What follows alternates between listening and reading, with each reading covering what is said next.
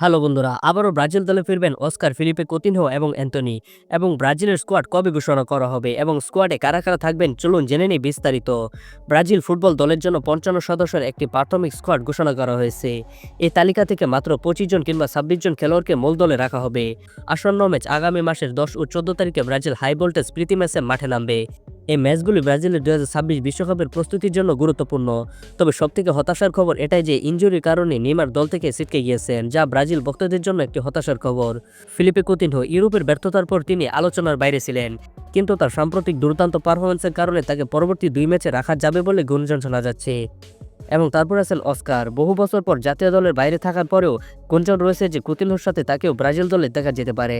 তারপর আছেন Richarlison. Brazil জাতীয় দলে তার পারফরম্যান্স মানসম্মত না হয় তিনি চাপে আছেন, এবং কার্লো আনচেলত্তি স্পষ্টভাবে জানিয়েছেন যে ফর্মে না থাকলে তিনি দল থেকে বাদ পড়তে পারেন।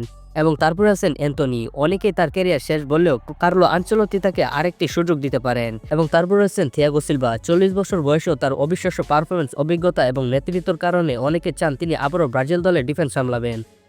চূড়ান্ত দল ঘোষণার তারিখ, চোট, ফর্ম এবং কৌশল বিবেচনা করে সাজানো এই দুর্দান্ত দলের বিষয়ে সব উত্তর অক্টোবর মাসের ১ তারিখে পাওয়া যাবে। তো এই ছিল আমাদের আজকের ভিডিও সম্পর্কে কোনো মতামত থাকলে কমেন্ট করতে পারেন। এবং আপনারা যদি আমাদের চ্যানেলটিকে সাবস্ক্রাইব করে না থাকেন তাহলে এখনই সাবস্ক্রাইব করে দিন এবং ভিডিওতে একটা লাইক করে দিন। তো সবাই ভালো থাকেন, সুস্থ থাকেন, আল্লাহ হাফিজ।